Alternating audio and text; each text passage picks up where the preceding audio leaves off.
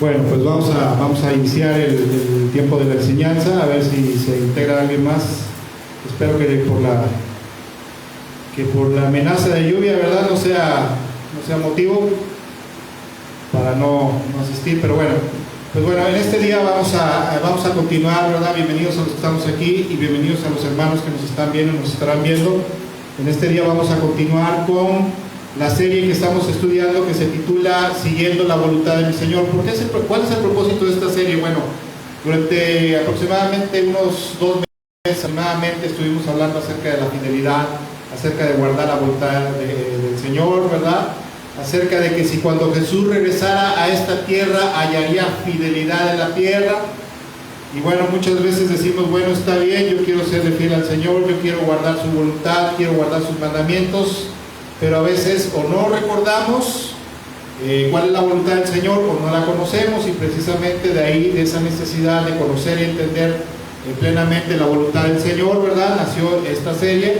Y en este día vamos a continuar con el siguiente mandamiento del Señor. Estamos estudiando básicamente los mandamientos y las enseñanzas principales de nuestro Señor Jesucristo, aquellas que el Señor Jesús dice, ¿verdad?, y la palabra de Dios también dice, para guardarlas y ponerlas por obra, porque dice la palabra de Dios en el libro de Santiago, dice que al practicar la palabra de Dios recibiremos bendición por ello, ¿verdad? Y bueno, bienvenidos a los hermanos que nos están viendo y se estarán conectando más adelante.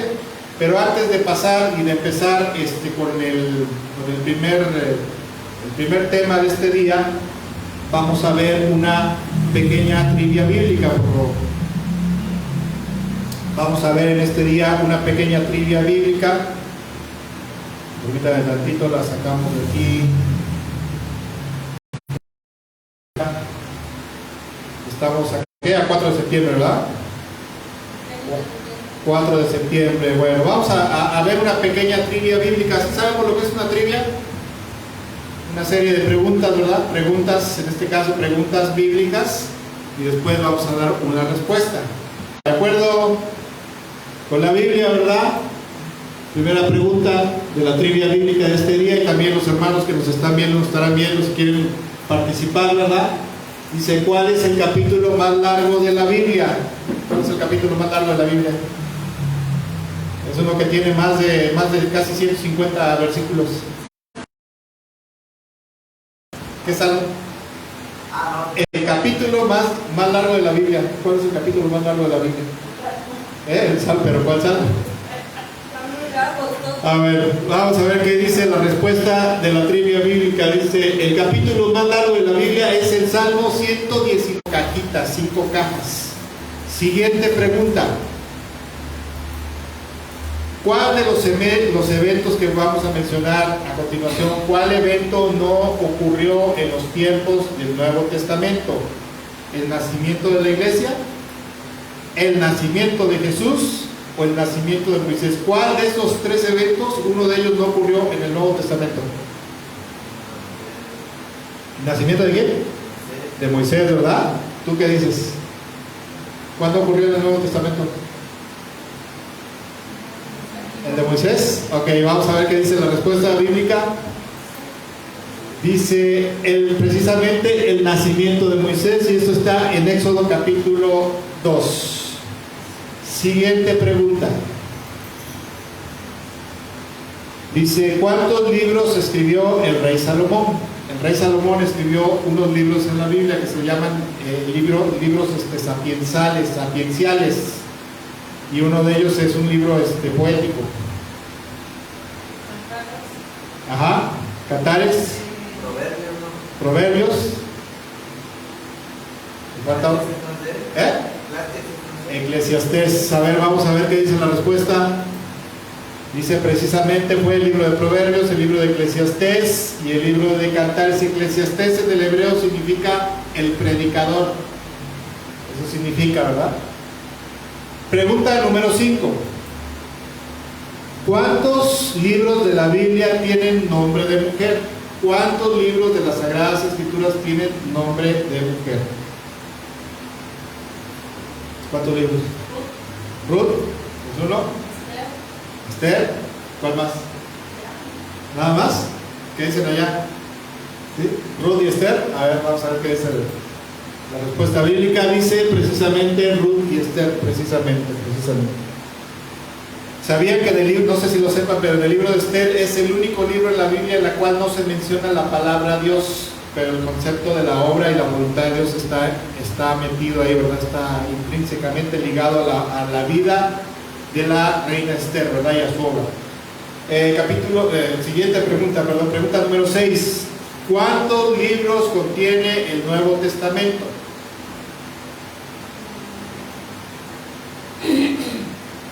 ¿Cuántos libros tendrá el Nuevo Testamento?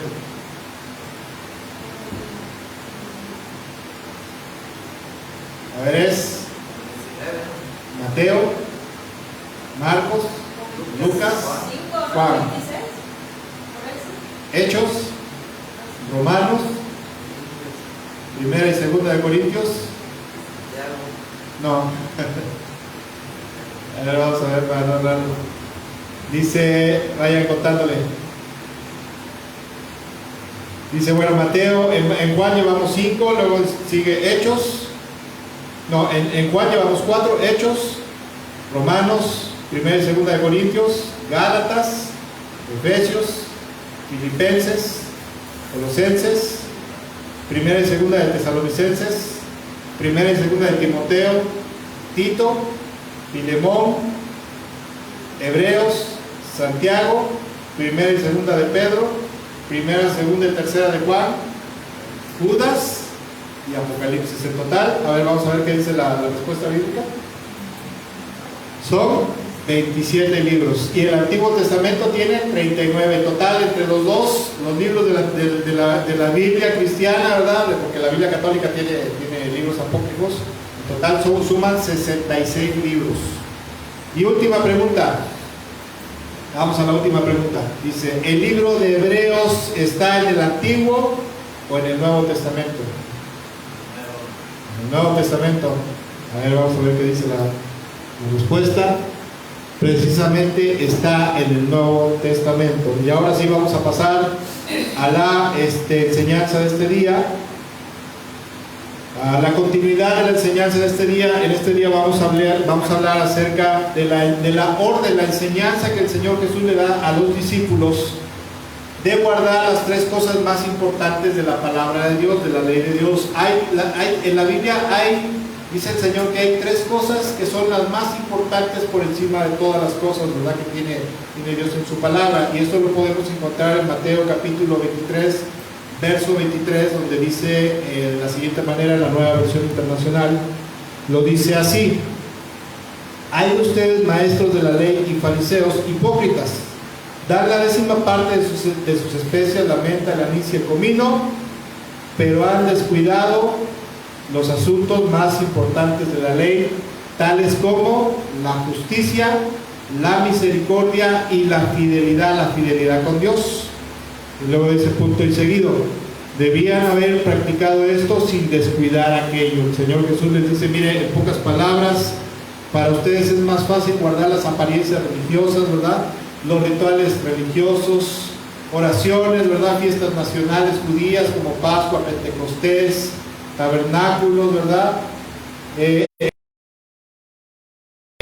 Presentar oraciones públicas y privadas, ¿verdad? Tradiciones ancestrales, etcétera, etcétera. Pero en verdad, para los fariseos, en el caso de los fariseos, en verdad, ser justos, misericordiosos con la gente y fieles con Dios era algo que les costaba mucho trabajo. La gente, por ejemplo, tiene mucha estima servir en la iglesia, leer la Biblia, recibir estudio bíblico, evangelizar, ¿verdad? Cantar, danzar, saltar, alabar, etcétera, etcétera. Pero con respeto, pasiva y una vida de fidelidad y obediencia en todo lo moral hacia Dios es algo de lo cual muchas veces la iglesia no pone interés en eso, no pone empeño. ¿Por qué? Porque es más fácil la apariencia exterior, ¿verdad? Es más fácil cumplir por lo exterior que ser verdaderamente justo, ser verdaderamente recto con la gente, ¿verdad? Que ser verdaderamente amoroso y compasivo, y sobre todo fiel a Dios en todas las cosas, que es una de las cosas más difíciles. Y en este caso el Señor dice, lo más importante son 3 cosas. 3 cosas que Dios desea que su pueblo cumpla al pie de la letra. El primero es, a ver, vamos a la siguiente, por favor. Pero que Dios desea, una de las cosas que Dios desea es que guardemos la justicia. La justicia en el hebreo proviene de la palabra sedaká, ¿verdad? Que tiene uno de sus principales significados, deben de practicar la justicia en su vida, ser rectos, ser equitativos con la gente, ¿verdad? No hacer cosas indebidas, comportarse recta y honestamente con la gente. Y luego dice lo siguiente que deben de guardar es la misericordia, la palabra hesed, que proviene del hebreo, significa bondad, significa belleza de carácter, significa amor, significa benevolencia, benignidad, bondad, significa clemencia, también en algunos contextos significa consolar, ¿verdad? Ser misericordioso, consolar y animar a la gente. Significa hacer merced o misericordia, significa ser piedoso y principalmente significa tratar con ternura a la gente, con todo respeto. Pero para los hermanos, hola Gaby, ¿qué tal? ¿Cómo estás? Dios te bendiga. Para todos los hermanos, ¿verdad? Con todo respeto, pero a veces tenemos un gran problema, a veces para tratar con ternura a la gente. Pensamos que los hermanos son, en vez de ser vasos frágiles de cristal, pensamos que son vasos fuertes de Tupperware, ¿verdad? Que los podemos maltratar, ¿verdad? A la familia, a los hijos, a la gente del trabajo, a la gente en la calle, ¿verdad? No tratamos a la gente con ternura, porque a veces pensamos que si tratamos a la gente con ternura, entonces la gente va a pensar que somos débiles.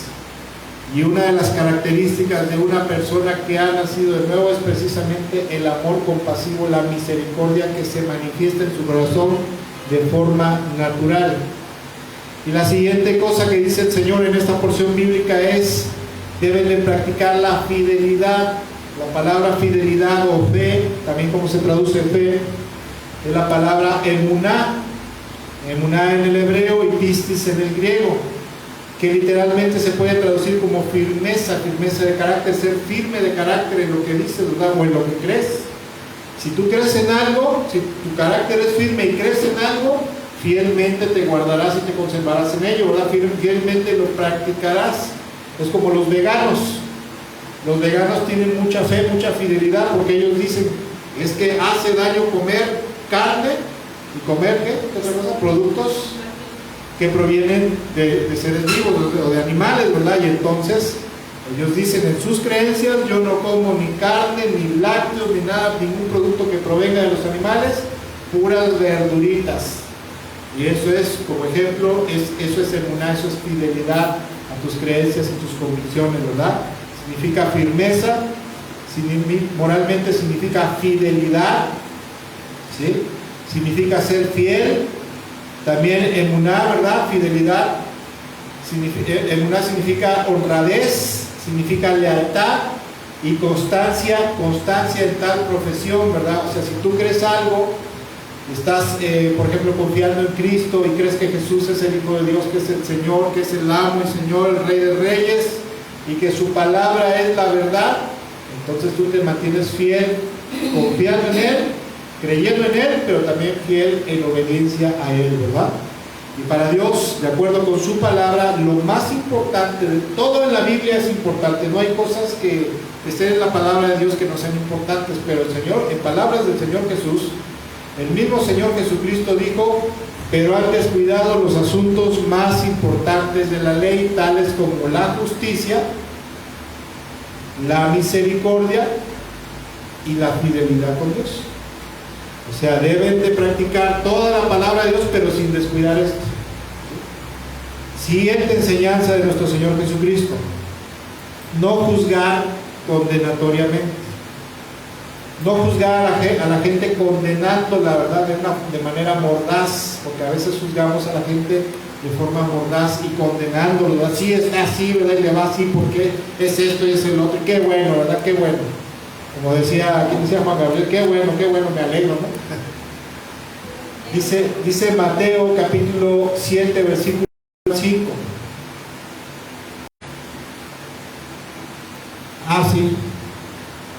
Ok, hola, ¿qué tal, Oscar? ¿Cómo estás? Bienvenido.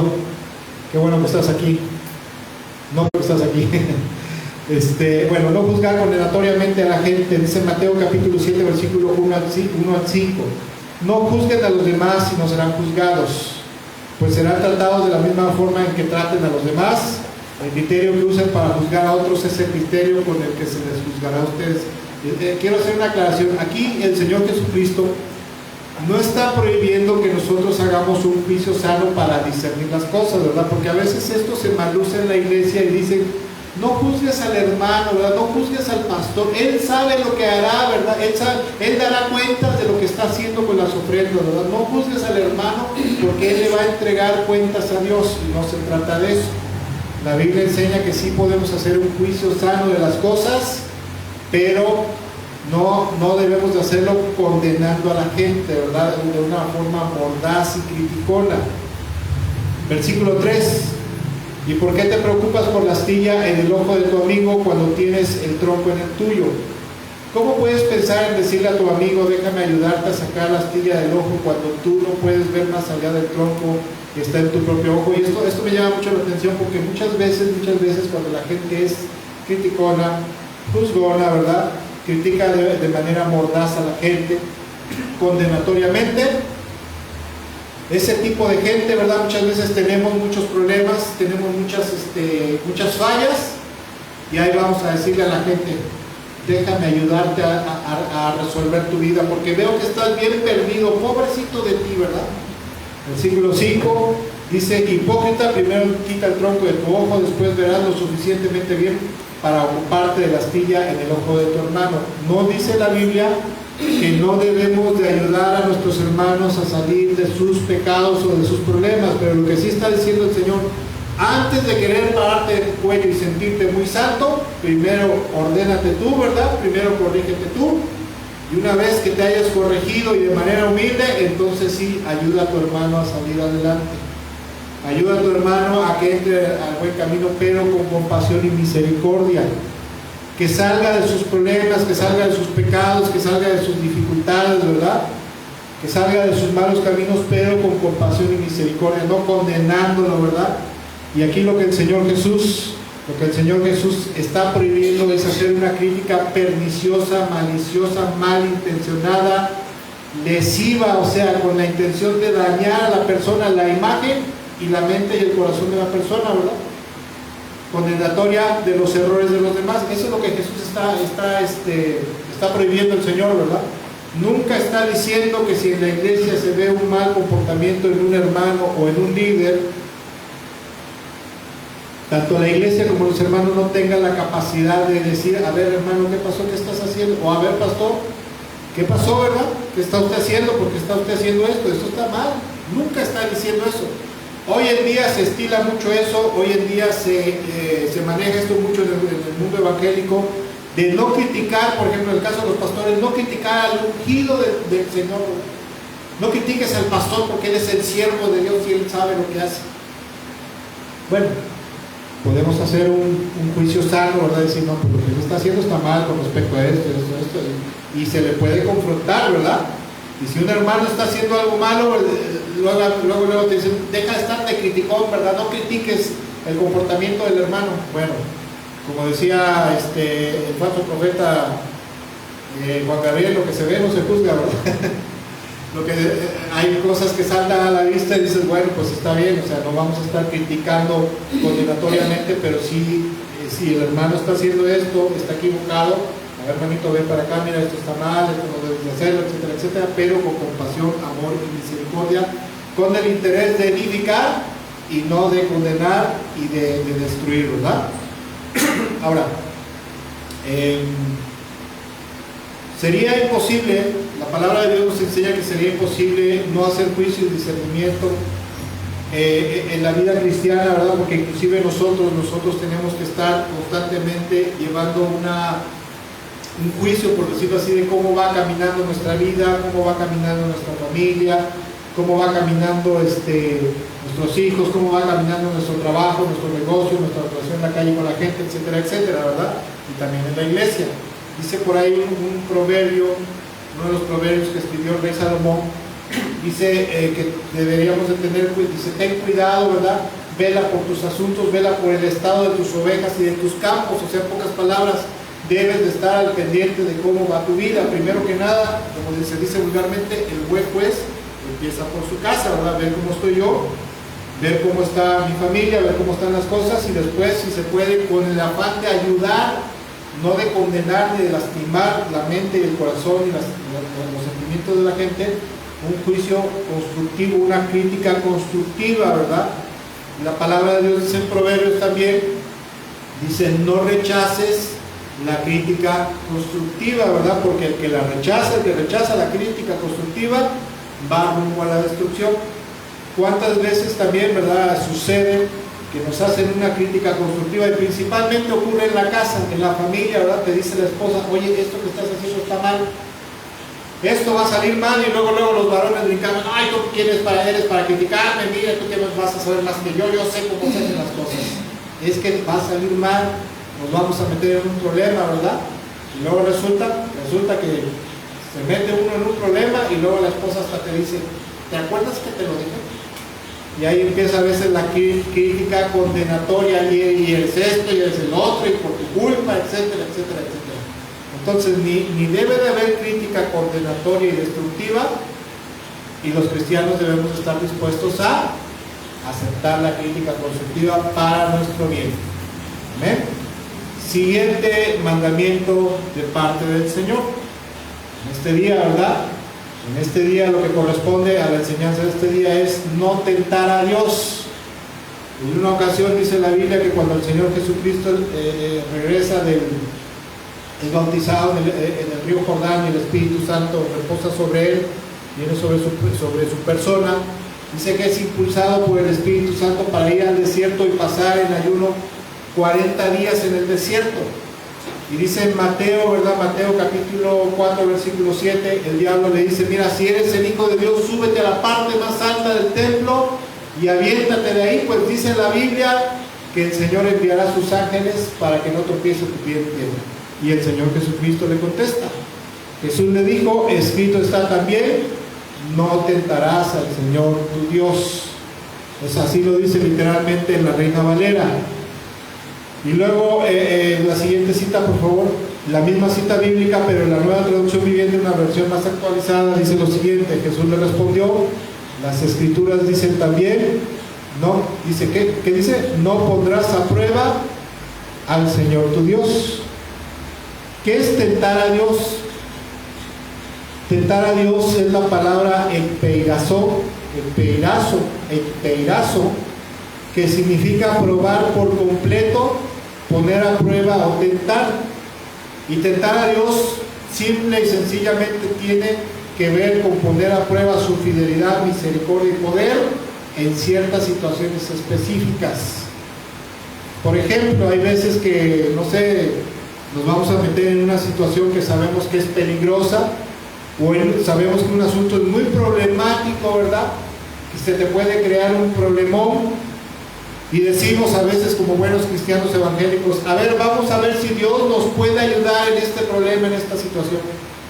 Te dice, no te vayas a meter a la colonia San Pedro, ¿verdad? Bueno, ahorita ya no está peligrosa la San Pedro, ¿verdad? ¿O sí?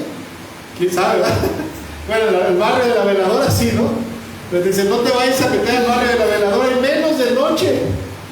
El Señor enviará a sus ángeles, porque escrito está, el ángel del Señor acampará a mi alrededor, me protegerá y me defenderá, ¿verdad? Y ahí vas y te metes a la Veladora, sales vestido y entras vestido y sales desnudo. ¿Qué pasó? Los hermanos, ¿verdad? El barrio de la Veladora, los hermanos que nos están viendo de fuera, de Córdoba y de México, es un callejón donde habita pura gente fina de la sociedad, ¿verdad? Nada, habita antes habitaba puro ladrón, puro malandro, ¿verdad? Es un barrio sumamente peligroso. Entonces mucha gente dice, no, el Señor me guarda y me protege, en fe vamos a hacer esto, ¿verdad? Y muchas veces esta es otra mala enseñanza, ¿verdad? Con respecto, el Señor Jesús dice, no pondrás a prueba al Señor, no lo tentarás, ¿verdad? Porque hoy en día hay una enseñanza que se le conoce como vivir por fe o hacer las cosas en fe. en muchas iglesias y a muchos creyentes a veces se les enseña que si ellos son fieles a Dios en no dejar de congregarse, en no dejar de leer la Biblia, en no dejar de orar, en no dejar de ser fieles en sus diezmos y ofrendas, en no dejar de ser fieles en sembrar una semilla económica con Dios, prácticamente Dios está obligado y comprometido a respaldarlos en todas las situaciones, en todas las cosas, empezando por las económicas. Y les dicen, es que mira, la palabra de Dios dice en Malaquías capítulo 3, verso 10, traigan todos sus diezmos al alfolí, ¿verdad?, al templo. Y el Señor dice, pruébenme en esto y verán si no les abro la ventana de los cielos y derramaré bendición hasta que sobreabunden, ¿verdad? Y ahí va la gente, ¿verdad?, bien obediente, dan sus ofrendas, sus diezmos, sirven, etcétera, etcétera. Y luego dicen, vamos a comprar un coche nuevo, último modelo en fe. Y por ahí la esposa como que reacciona y dice, oye mi amor, pero no tenemos tanto para la mensualidad. Tenemos a los hijos en la escuela, tenemos el pago de la casa, tenemos los gastos de esto, los gastos del otro, no nos va a alcanzar. El Señor proveerá, porque dice el pastor, sed fiel en esto, ¿verdad? Y el Señor abrirá la ventana de los cielos. Y resulta que como Dios, primero que nada, Dios no respalda falsas enseñanzas. Y número dos, cuando tentamos a Dios en algo, el Señor te abandona. Hace mucho tiempo, me acuerdo del caso de un hombre cristiano, que sí tenía cierta posición, ¿verdad? Cierta posición económica. No era rico, pero pues tampoco era pobre. Y en alguna ocasión dice que fue a una ciudad, ¿verdad? No voy a decir qué ciudad, pero fue una ciudad donde pasó por fuera de una de las universidades más caras de la República Mexicana. Y él dijo, yo quiero que mis dos hijos estudien en este lugar, ¿verdad? Y por fe los voy a meter aquí. Los llevó y en aquel entonces el semestre valía 60,000 pesos el puro semestre, aparte los gastos de hospedaje, comida y todo lo demás, ¿verdad? Y su esposa le dijo, oye fulano, pero es que no nos va a dar, ¿verdad? No, pero es que la palabra de Dios y el pastor dice que Dios proveerá y que hagamos las cosas por fe. Este hombre se avienta a meter a sus hijos, sus hijos a esa universidad, una de las más caras de la República Mexicana, y después el pobre hombre, ¿verdad?, como no se cumplió lo que le habían mal enseñado, ¿verdad?, que le habían mal enseñado de que si él era fiel con sus ofrendas, con sus diezmos, Dios le iba a suplir todas sus necesidades y aún sus caprichitos, y después el pobre hombre andaba súper apretado económicamente, estresado, ¿verdad?, por la carga económica, y al final uno de sus hijos tuvo que sacarlo de la universidad casi al final de su carrera, se quedó sin estudio ya. ¿Por qué? Porque no podía pagar 60 más 60, eran 120,000 pesos cada mes, y cada semestre, y cada mes era un suplicio para mandarles, para la renta, era un suplicio para mandarles para sus alimentos, y ellos se tenían que quedar a veces casi sin comer. Y ahí fue donde se vino a dar cuenta que no era la cosa como le habían enseñado, ¿verdad? Que no eran las cosas no había que hacerlas por fe.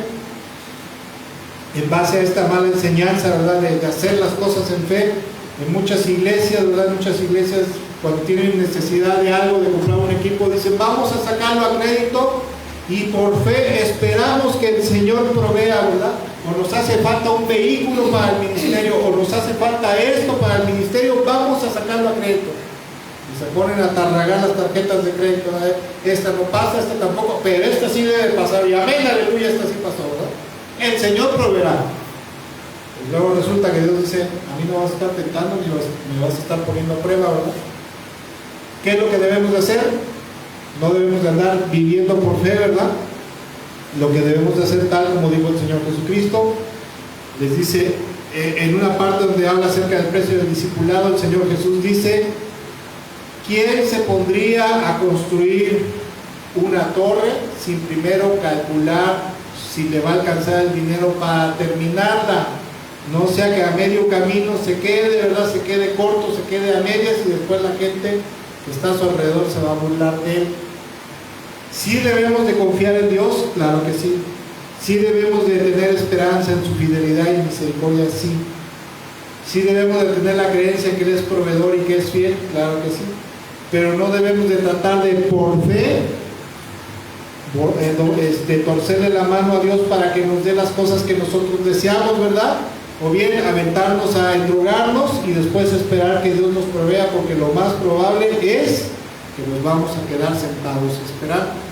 ¿Por qué? Porque precisamente esto va en contra de lo que el Señor Jesucristo dijo: no pondrás a prueba, no tentarás al Señor tu Dios.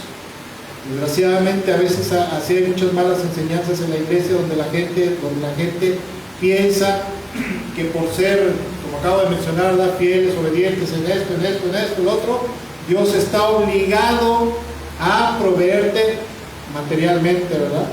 O a veces dicen, tienes un coche que está todo defectuoso y dicen, tengo la necesidad de ir, por ejemplo, a la Ciudad de México. Pues vete en camión. No, yo me voy en el coche y me voy a ir por fe, ¿verdad? Por fe voy a llegar hasta la Ciudad de México. Y resulta que si tu coche está en malas condiciones no vas a llegar ni siquiera a Esperanza Puebla, ¿verdad? Ahí en la pura subida y te vas a quedar, Señor, ¿por qué me fallaste? Y Dios dice, ¿qué no te estás dando cuenta? Yo no te voy a estar respaldando caprichitos, ¿verdad? Siguiente enseñanza. Dice, ser compasivo y misericordioso con la gente. Lucas capítulo 6, versículo 36 al 37, dice de la siguiente manera, la traducción en lenguaje actual.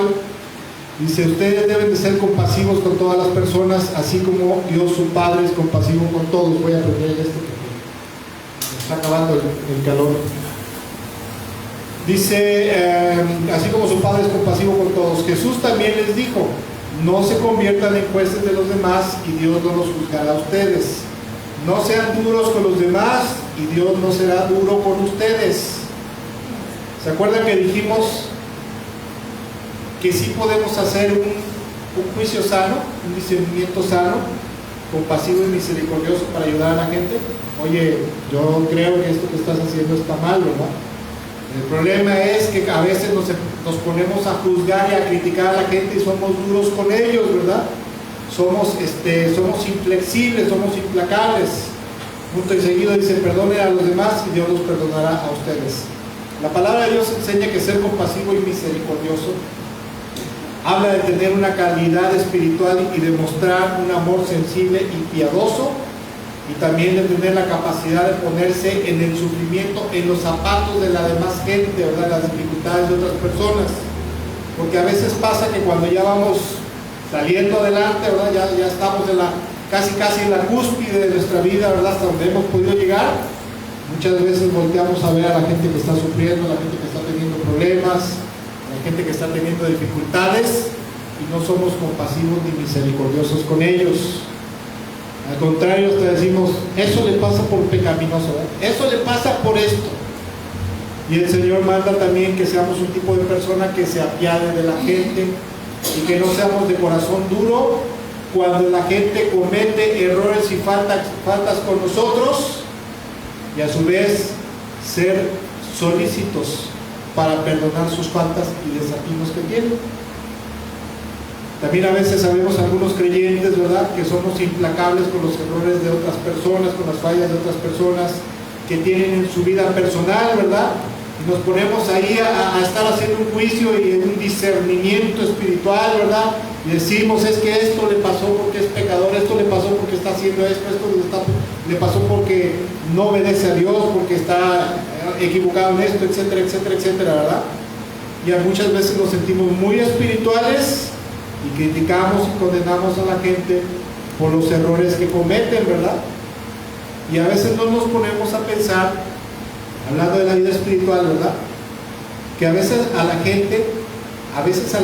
gente se puede equivocar, puede fallar, puede ser que las cosas que habían planeado de cierta manera no les salgan como las habían planeado, porque a veces fallan las cosas, ¿verdad?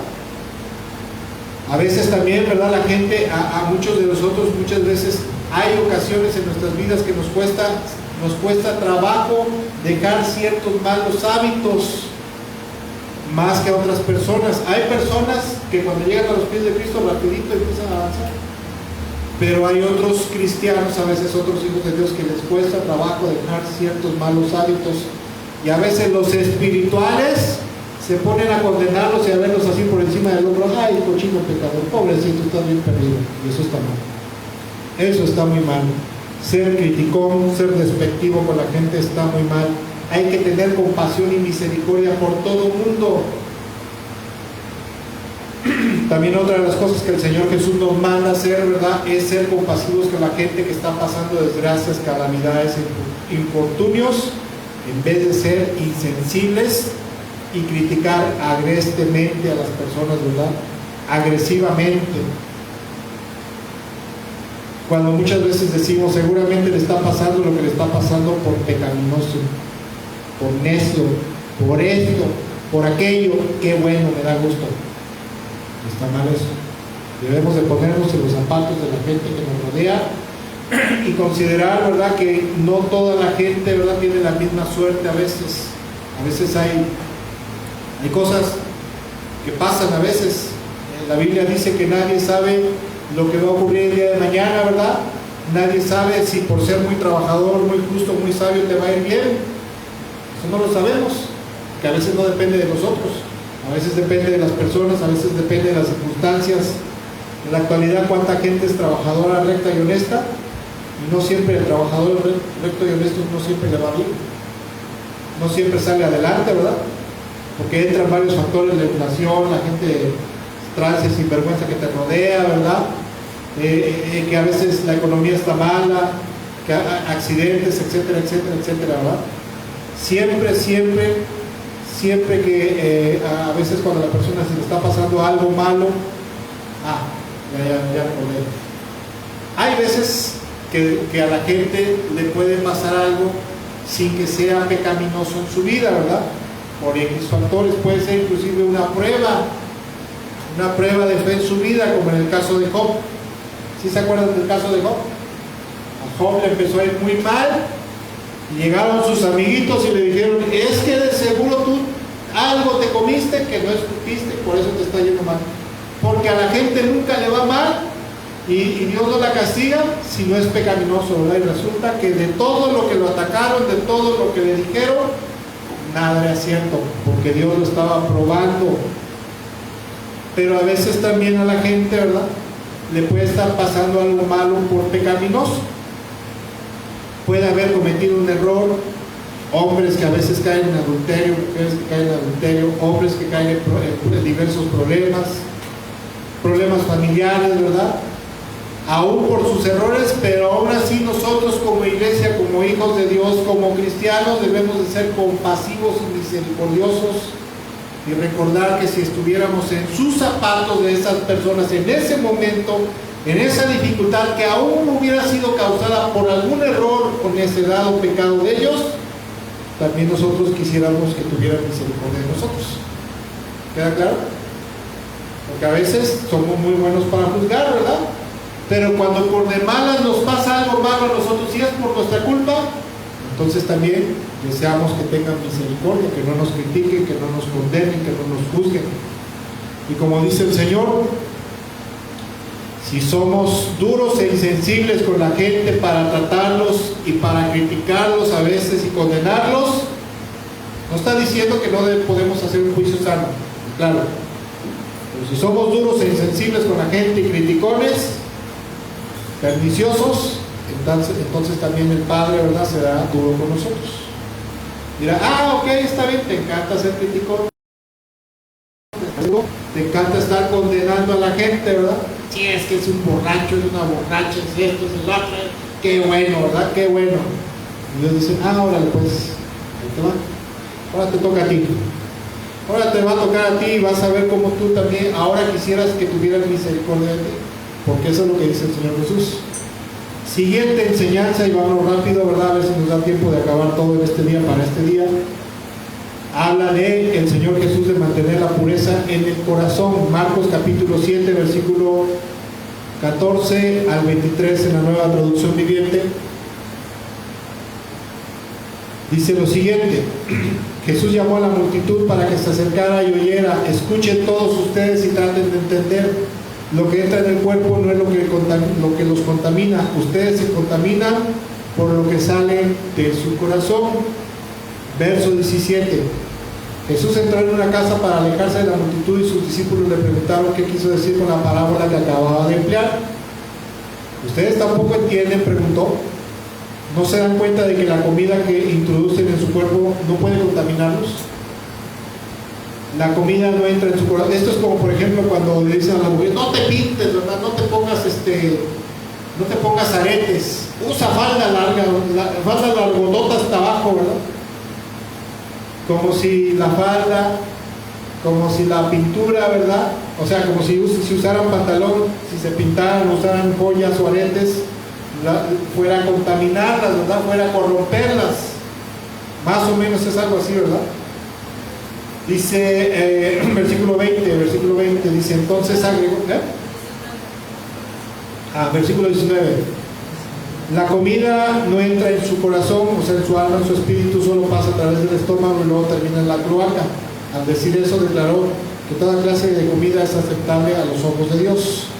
Versículo 20, entonces agregó, es lo que sale de su interior lo que los contamina, pues de dentro del corazón de la persona salen los malos pensamientos, la inmoralidad sexual, el robo, el asesinato, el adulterio, la avaricia, la perversidad, el engaño, los deseos sensuales, la envidia, la calumnia y el orgullo y la necedad.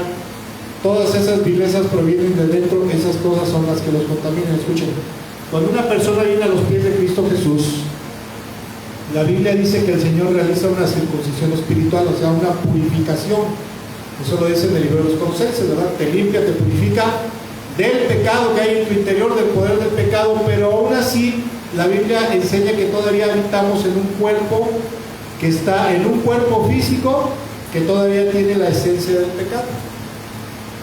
Y entonces, ¿verdad? En tu cerebro, la masa esa encefálica, ¿verdad? La materia gris y la materia blanca, todavía está presente la esencia del pecado que va a tratar de contaminar y de corromper tu ser interior, o sea, tu alma y tu espíritu. Esto que dice el Señor literalmente se lo está diciendo a los fariseos y a los judíos que no estaban convertidos, que no habían sido salvos, literalmente les dice, de eso se tienen que cuidar, no de las ceremonias religiosas. Pero de esto podemos sacar una gran enseñanza, ¿verdad? Que así como el pecado sigue batallando en nuestro ser interior, ¿verdad? Contra los deseos del espíritu, contra la vida eterna que Cristo Jesús ha depositado en nosotros, debemos de tener cuidado con qué es lo que permitimos que a diario salga de nuestro corazón, o sea, de nuestro ser interior.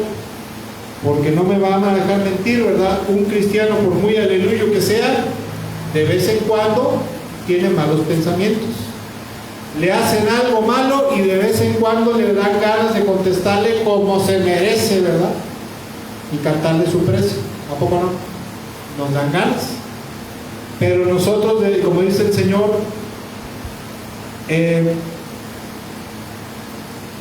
es lo que sale de su interior lo que los contamina, o sea, lo que echa a perder su vida, lo que corrompe su vida, sus palabras y sus actos. Ustedes deben de tener cuidado y mantener la pureza espiritual en su corazón. Es un mandamiento de parte de Dios, es una enseñanza de vida eterna, ¿verdad? Que si nosotros aprendemos a tener cuidado en lo que hacemos y lo que decimos y no permitimos que de nuestro corazón salgan cosas malas, ¿verdad? A través de nuestra boca y a través de nuestros actos, tendremos la gracia, el favor y la bendición de Dios. ¿Sí? Porque como dice el Señor Jesús, ¿verdad? Ahí a los fariseos, en la enseñanza anterior, ¿verdad? El Señor Jesucristo le dice a los fariseos ahí en Mateo capítulo 23, ustedes cuelan el mosquito, ¿verdad?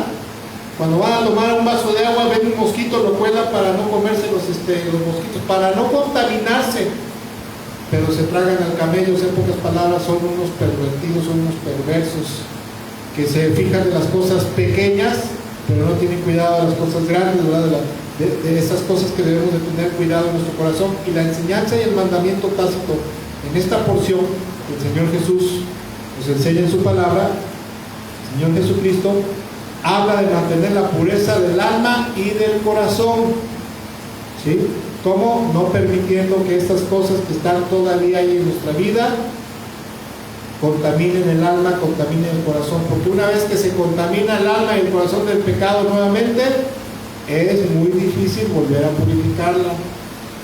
Conozco gente cristiana, ¿verdad?, que empezaron bien, bueno, se arrepintieron, se convirtieron, fueron limpiados, purificados, santificados por el Señor, y después empezaron a hacer cosas indebidas, a pensar cosas indebidas, y su estado actual es pésimo, es deplorable. Vamos a la siguiente, ¿verdad? La siguiente ya, porque ya tenemos casi que terminar. Dice, siguiente enseñanza y mandamiento del Señor, dice: no cometer adulterio con la vista y con el corazón. Mateo capítulo 5, versículo 27 en adelante dice: han oído el mandamiento que dice: no cometas adulterio. Pero yo digo que el que mira con pasión sexual a una mujer o a un hombre, ya ha cometido adulterio con ella en el corazón. Obviamente eso es cuando está casado, ¿verdad? Y si es joven soltero o señorita soltera y lo desea sexualmente, pues está fornicando con ella o con él en su corazón. Por lo tanto, versículo 29, si tu ojo, inclusive tu ojo bueno, te hace caer en pasiones sexuales, sácatelo y tíralo. Es preferible que pierdas una parte de tu cuerpo y no todo tu cuerpo sea arrojado al infierno. Aquí hay una pregunta. ¿Señor Jesús está hablando acerca de sacarse el ojo literalmente? Los hermanos que están allá, ¿qué dicen, sí o no? De lo que está hablando aquí es que si tienes una mala maña, un mal hábito, córtalo de tajo, pero inmediatamente. Eso es lo que significa. Si tu ojo bueno te hace pecar, sácatelo, ¿verdad? Tíralo, ¿verdad? Mándalo a volar. Eso significa, si tienes un mal hábito, una mala maña, un hábito pecaminoso, inmediatamente córtalo de tajo, pero inmediatamente, porque eso te va a contaminar, te va a corromper más y hasta te puedes alejar del reino de los cielos en este mundo, y después serás desechado del reino de los cielos por la eternidad. No es broma, es la verdad. Versículo 30. Y si tu mano, incluso tu mano más fuerte, tu mano buena, te hace pecar, córtala y tírala. Es preferible que pierdas una parte del cuerpo y no todo tu cuerpo sea arrojado al infierno. Y ojo, el acto del adulterio generalmente se dice que se consuma cuando una persona se acuesta con otra, ¿verdad? Que ahora ya no sabemos si con otra del género opuesto o del mismo género, porque ahora está tan cochina la cosa que ya no podemos decir eso, ¿verdad? Pero que normalmente cuando un hombre tiene relaciones, un hombre casado con una mujer o otra mujer, ¿verdad?, sea casada o soltera, y se acuesta con ella y tiene relaciones íntimas, ahí se dice que se consuma el acto del adulterio. Acabamos de hablar acerca de mantener la pureza en el corazón, en la mente, en el corazón, en el alma, ¿verdad? El mandamiento pasado. Pero en este caso el Señor Jesucristo muestra una realidad espiritual. El Señor dice que de igual forma, una persona puede cometer adulterio o puede fornicar. ¿Qué es fornicar? Tener relaciones sexuales antes y fuera del matrimonio, ¿verdad? Dice que el Señor puede pecar en esta área de adulterio, de fornicación con el sexo opuesto o con el mismo sexo, ¿verdad? Simplemente con el hecho de desearlo, de codiciar a la otra persona sexualmente, ¿verdad? De desear tener relaciones íntimas, sexo con esa persona. Es muy común que tanto hombres como mujeres a veces, no voy a dar estadísticas, ¿verdad?, pero se dice que también a veces dentro del mundo evangélico, dentro del mundo cristiano, hay hombres y mujeres que a diario tienen fantasías sexuales con hombres y con, o sea, hombres con mujeres y mujeres con hombres. Se dice que es muy común, ¿verdad? Estudios, encuestas, estadísticas dicen que a veces es muy común que los hombres y las mujeres tengan imaginaciones con el sexo opuesto. Y a veces algunos lo que hacen es que yo no me veo en mis sueños, ¿verdad?, en mis fantasías, no me veo a mí mismo, ¿verdad?, teniendo relaciones con otra mujer. Es un personaje, es un amigo imaginario teniendo relaciones sexuales con otra mujer que ni siquiera conozco, ni siquiera mi vecina. Muchos hombres y mujeres se justifican de esa manera. El problema es que en su mente y en su corazón está ocurriendo algo que se le conoce como adulterio en el corazón o fornicación en el corazón. El hombre y la mujer solamente debe tener ojos para su esposo y para su esposa. Pensamientos quizás de intimidad sexual, pero para su esposa y para su esposo, pero no con otra persona. Con esto podemos entender que la fidelidad a nuestra pareja, ¿verdad? O con nuestra pareja, esposo, cónyuge, comienza en el corazón y se mantiene cuando convivimos, y esa fidelidad la mantenemos cuando convivimos con alguien del sexo opuesto, pero guardándonos en el corazón, porque a veces pasa que en el trabajo, ¿verdad? Se dice que en el trabajo el varón cristiano, ¿verdad? Es muy santo, muy propio, que predica a lo mejor en una célula, a lo mejor canta en la iglesia, a lo mejor sirve al Señor, ¿verdad? A lo mejor anda con su Biblia sudada todo el tiempo, llega a la oficina, ¿verdad? Se despide de su esposa, se acaba de despedir de su esposa, sale a despedirlo con una bata así con tubos, ¿verdad? Toda chiniñosa, ¿verdad? Y adiós, mi amor, que Dios te bendiga. Y hasta el dragonazo le avienta, que Dios te bendiga. Y dice, adiós, mi amor, y se queda con esa idea en su cabeza, ¿verdad? Llega a la oficina y se encuentra con la secretaria 90, 60, 90, ¿verdad? Con minifalda, y inmediatamente se le borra la imagen de su mujer y empieza a fijarse en la secretaria, ¿verdad? En su compañera de trabajo, y empieza a codiciarla en su mente, en su corazón, con los ojos. Y es precisamente ahí donde ocurre el adulterio o la infidelidad en el corazón. ¿Es malo ver pornografía? ¿Es malo? ¿Por qué? No me estoy acostando con nadie. Esposos, hombres y mujeres casados, jóvenes solteros y señoritas solteras dicen, no estoy pecando, no me estoy acostando con alguien. Sí, pero estás permitiendo que la lascivia, la lujuria esté entrando ahí a tu mente, a tu corazón, te esté contaminando.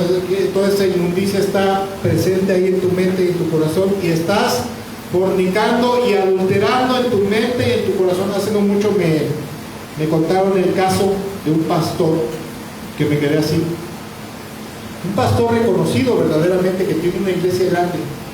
Me quedé sorprendido, y la verdad hasta me da un poco de pena comentarlo, pero dice que cuando él les dio en una ocasión una clase de matrimonios a su iglesia, a sus congregantes, empezó a hacerles preguntas que cómo estaba la vida íntima, ¿no? Con sus esposas.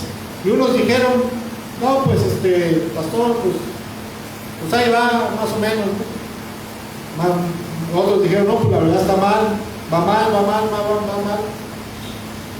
Y que se atrevió a decirles, pues ¿saben qué? Miren, les recomiendo que de vez en cuando, si sienten que no tienen líbido, que no tienen interés por su mujer, cuando estén los dos ahí, ¿verdad?, juntos en la alcoba, pongan una película para adultos para que se animen. Y muchos de la iglesia se quedaron así, oiga, después le dijeron, oiga, pastor, oiga, hermano, ¿cómo nos recomienda esas cosas? Eso es infidelidad en el corazón, ¿verdad? La pornografía está mal, es pecado, y aparte de eso, es infiel. Eso es encenderse en lascivia viendo a otro hombre y a otra mujer, ¿verdad? Y dicen que por causa de eso se le formaron buenos problemas en su iglesia, y algunos miembros de su iglesia se salieron de la iglesia. ¿Por qué? Porque eso está mal. Para Dios, ¿verdad?, tanto lo que hay en la mente como en los actos que llevamos a cabo a diario son igualmente importantes, ¿verdad?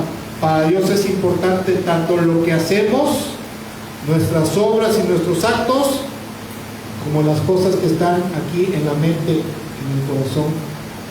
Las cosas que ocurren acá arriba, ¿verdad?, en la cabeza. Dios desea que seamos irreprensibles en nuestro espíritu, alma y cuerpo, hasta la venida de nuestro Señor Jesucristo, porque de hecho la Biblia dice, si hay algo puro, algo perfecto, algo benigno, algo bueno, en eso deben de pensar en todo momento, ¿sí? No debemos de albergar pensamientos malignos como la lascivia, la lujuria, ¿verdad?, o el adulterio en nuestro corazón, deseando a la mujer o al hombre de nuestro prójimo. O bien los jóvenes no deben de almacenar fantasías eróticas, ¿verdad?, ni ver pornografía, porque eso es inmundicia sexual en la mente, en el corazón. Hasta aquí, ¿alguna pregunta? ¿Algún comentario? ¿Quedó claro? Voy y me regreso. ¿Sí quedó bien? Los hermanos que nos están viendo, esperamos que les haya servido de edificación esta enseñanza. Y bueno, vamos a terminar este tiempo como se debe. Vamos a orar, vamos a darle gracias a Dios. Señor, en esta hora te damos muchas gracias por tu bendición, Señor, la bendición de poder estar en tu presencia en este día, Señor, la bendición de poder estarte alabando, adorando. Dice tu palabra que todo aquel que no subiera a Jerusalén a adorarte, Señor, a bendecirte, a estar ante tu presencia, Señor, tampoco caería la lluvia sobre su tierra, Señor. Y nosotros en esta hora, por tu infinita gracia, bondad y misericordia, hemos podido estar aquí delante de ti, Señor. Te damos gracias por nuestras vidas, te damos gracias también por la vida de nuestros hermanos que no pudieron estar aquí en este día. Padre, tú sabes que por las condiciones climáticas que estaban anunciadas, Señor, sabemos que iba a llover, Señor, pero te pedimos que tengas compasión y misericordia por permitirnos estar ante tu presencia, escuchando también tu palabra. Y te pedimos que esta enseñanza sea de bendición y sea de edificación para nuestras vidas en este día. Y que así mismo, Señor, así como nos edifique tu palabra cada día, también podamos bendecir y edificar la vida de otros que nos rodean, de nuestra familia primero, de nuestros hijos, aplicando tu palabra a nuestra vida, Señor, siendo buen ejemplo, Señor, siendo la sal y la luz de esta tierra, Señor. Y también, Señor, que nos permitas predicarle tu palabra a otros. Te damos gracias por habernos permitido estar ante tu presencia. Te suplicamos, Padre, en el nombre de Jesús, que el resto de esta semana tú derrames de tu bendición sobre nuestras vidas. Te suplicamos en el nombre de Jesús, Padre, que proveas para todas nuestras necesidades a partir de esta hora, Señor. Te suplicamos en el nombre de Jesús que también guardes de nuestras vidas, Señor, protejas nuestras vidas. Te suplicamos que envíes a tus ángeles a acampar a nuestro alrededor, a protegernos y defendernos. Te suplicamos que a nuestros hijos, donde quiera que vayan y donde quiera que estén, tú les des gracia, favor, bendición y misericordia, los ayudes en todas sus necesidades, Padre, los protejas donde quiera que se encuentren. Y que cuando estemos en el trabajo, Padre, nos libres de accidentes, nos libres de problemas, de dificultades, que proveas para cada necesidad cada día, para el agua, la luz, el teléfono, la escuela de nuestros hijos, sus pasajes, Señor. Te lo suplicamos, Padre, en el nombre de Jesús, y reconocemos que no somos dignos de tu gracia y misericordia, porque somos malos, Señor, pecadores, somos de nacimiento, Señor, en maldad. En pecado nos concibió nuestra madre, en maldad fuimos formados, pero reconocemos que tú, Padre nuestro, eres tan bueno, tan grande en misericordia, tan amplio en perdonar, que enviaste a tu amado Hijo Jesús a esta tierra a morir en nuestro lugar, para que tú pudieras perdonarnos y Cristo Jesús pudiera salvarnos y darnos vida eterna.